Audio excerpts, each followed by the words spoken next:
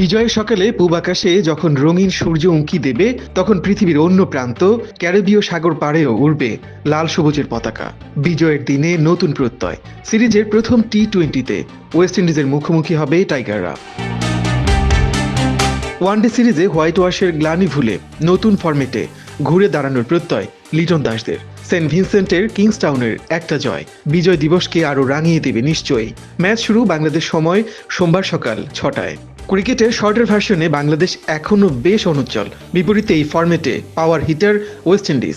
দলের বেশিরভাগ খেলোয়াড় বিশ্বজুড়ে ফ্র্যাঞ্চাইজি টি-20 ক্রিকেট খেলে থাকে। তারপরও ক্যারিবীয়দের বিপক্ষে ভালো খেলার ব্যাপারে আত্মবিশ্বাসী বাংলাদেশ।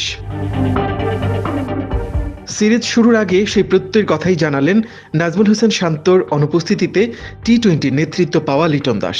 বলেছেন, প্রতিপক্ষ ও কন্ডিশন বাংলাদেশের জন্য চ্যালেঞ্জিং, তবে ভালো খেলাতেই তাদের ফোকাস। কিংসটাউনের এই ভেন্যুটি বাংলাদেশের কাছে বেশ পরিচিত। চলতি বছর এই মাঠেই টি-20 বিশ্বকাপে নেপাল এবং নেদারল্যান্ডসের বিপক্ষে জয় পেয়েছিল টাইগাররা, যা বাড়তি প্রেরণা বাংলাদেশের।